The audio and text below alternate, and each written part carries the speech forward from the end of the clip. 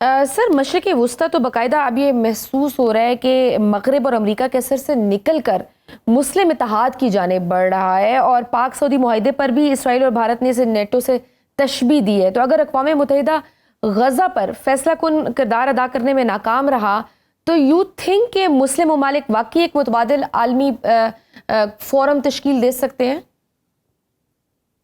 جی دیکھیں، عرب اور اسلامی دنیا کے پاس بہت قوت ہے ایکشن لینے کی اسرائیل کے خلاف، جو کیونکہ ہم ان کے خلاف آئل امبارگو لگا سکتے ہیں، ٹریڈ امبارگو لگا سکتے ہیں، آرمز امبارگو لگا سکتے ہیں، جو اسرائیل کی یو این کی کریڈینشلز ہیں اس کو ہم کوشچن کر سکتے ہیں، تو بہت ساری چیزیں ہم کر سکتے ہیں۔ پر جب تک یہ امریکہ اسرائیل کے ساتھ کھڑا ہوا ہے اور امریکہ کے ساتھ بہت سارے عرب اور اسلامی ملکوں کے اچھے تعلقات ہیں، تو یہ بیچ میں آبسٹیکل یہی ہے کہ امریکہ کی پوزیشن مختلف ہے، اور اسی لیے ہم نے امریکہ کو سمجھانا ہے، ان کی پوزیشن ہماری طرف ان کو لے آنا ہے کہ جی آپ ہمارے ساتھ مل کر اور اسرائیل کو روکیں، اور جو پورے خطے میں مڈل ایسٹ میں ایک امن لے آئیں، اور امن لے آنے کے لیے یہ فلسطین کا جو مسئلہ ہے اور جو فلسطینین جو پاپولیشن ان کی جو حقوق ہیں ان کو مانا جائے، اسی طرح ٹو اسٹیٹ سولوشن کے تحت ہی امن آ سکتا ہے مڈل ایسٹ میں۔ ٹھیک سر، ایک بڑی اہم چیز جو کافی کم اب تک ڈسکس ہوئی ہے وہ انڈین اور اسرائیلی نیکسز ہیں، جو کافی عرب ممالک میں ایکسپوز ہوا ہے۔ نیکسز کہا جا رہا ہے کہ قطر میں بھی کئی ایسے بھارتی جاسوس پکڑے گئے تھے۔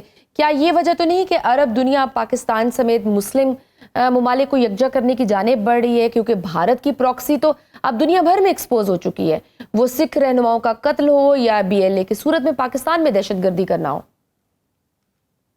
جی بالکل، یہ جو نیکسس آپ نے کہا، ہندوستان اور اسرائیل کا جو نیکسس ہے، یہ تو کافی سالوں سے ظاہر ہے کہ وہ دونوں کوپریٹ کر رہے تھے آپس میں، پر اب جو نظر جو آیا ہے کہ ان کی کوپریشن کے تحت بہت نہ صرف پاکستان کے خلاف پر بہت سارے عرب ممالکوں کے خلاف بھی ان کی کوآپریشن رہی ہے۔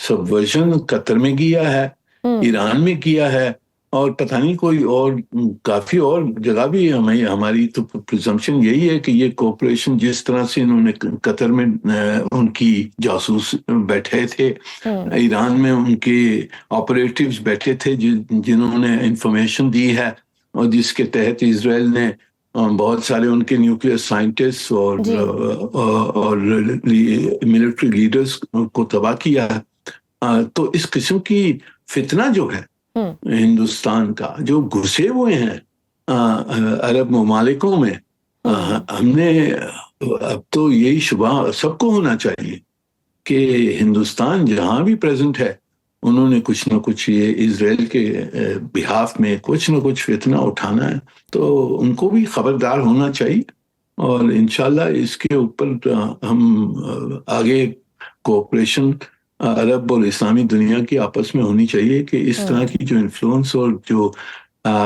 سبورشن جو ہندوستان اور اسرائیل دونوں ساتھ کر رہے ہیں اس کو روکا جائے ہمارے ملکوں میں۔ سر جس طرح سے ہمیں پیٹرف میں ڈالا گیا تھا، ڈونٹ یو تھنک کہ اب تو پراکسی وارز اور اب تو ٹیرر فنڈنگ کے حساب سے انڈیا بھی ایکسپوز ہو گیا، تو ڈونٹ یو تھنک کہ اب ہمیں بھی یہ کیس لے کر جانا چاہیے انڈیا کے اگینسٹ؟ جی بالکل، ہم نے تو بہت عرصے سے یہ مسئلے اٹھائے ہیں، سلامتی کونسل میں ہم نے سالوں سال ہم سبمیشن دیتے ہیں ہندوستان کے خلاف، بتاتے ہیں، ایویڈنس دیتے ہیں، پر تو ہندوستان کے جو دوست ہیں وہ ایکشن اس کو روکتے ہیں وہاں۔ ہم نے جاری رکھنا چاہیے اور ہم نے ایکسپوز کرنا چاہیے۔ کچھ OIC میں ہم نے کوئی ادارہ بنانا چاہیے کہ اس کے اوپر انویسٹیگیشن ہو اور کوپریشن ہو کہ اسرائیل اور انڈیا کی جو سبورسو ایکٹیویٹیز ہیں ان کو بند کیا جائے۔ اس پہ ہم نے obviously کچھ انیشیٹو لینا چاہیے۔ سر، بھارت اور کشمیری عوام میں مودی کے خلاف نفرت بڑھ رہی ہے. لداخ میں احتجاج جاری ہے. آج مظاہرین نے لداخ میں بی جے پی کے دفتر کو بھی آگ لگا دیا اور ایک سیکیورٹی فورسز کی گاڑی بھی نظر آتش کر دی ہے. کیا یہ مودی کا آخری وقت ہے؟ ہم کہہ سکتے ہیں کہ از دس the beginning of the end for Modi? جی میں کہہ نہیں سکتا ہوں کہ whether it is the beginning of the end. یہ تو ان کی اندرونی جس طرح سے وہاں ان کی پولیٹیکل سچویشن بدلتی ہے تو پھر پتہ لگے گا. پر یہ ابھی میں نے تو یہ بہت عرصے سے کہا کہ یہ پی جے پی آر ایس ایس کی حکومت ہے. یہ ایک بڑی ڈینجرس اینٹی ہے. ہندوستان کو انہوں نے ایک بالکل ڈینجرس اینٹی بنا دیا ہے. ٹیررزم، اسیسینیشن، اگریشن کرتے ہوئے. تو اگر میں تو چاہتا ہوں کہ جی اگر یہ ہو سکتا ہے کہ مودی حکومت کی یہ آخرت ہے تو that would be most welcome. But ہم کہہ نہیں سکتے ہیں اس وقت کہ اندرونی کس طرح سے ڈیولپ ہوگا ہندوستان میں.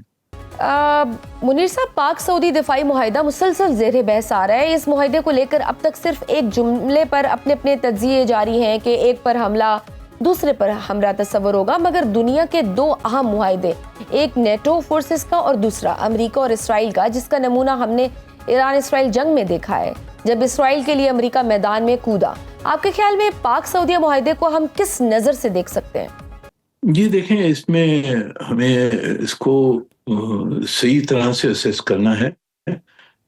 یہ جو مڈل ایسٹ کا جو جنگ ہے اسی کے کانٹیکس میں اس کو اپنا انٹرپریٹ کریں.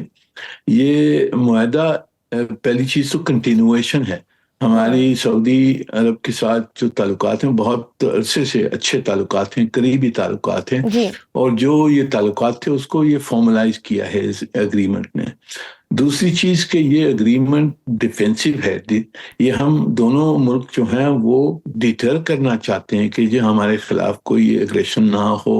اور تو یہ ایک ڈیفینسو ایگریمنٹ ہے، آفینسو نہیں ہے. تیسری چیز کمپریہنسو ہے. یعنی کہ یہ بہت باتیں ہوئی ہیں کہ پر یہ اگریمنٹ میں جو سب میں اہم کوپریشن ہوگی وہ کنونشنل لیول پر ہوگی.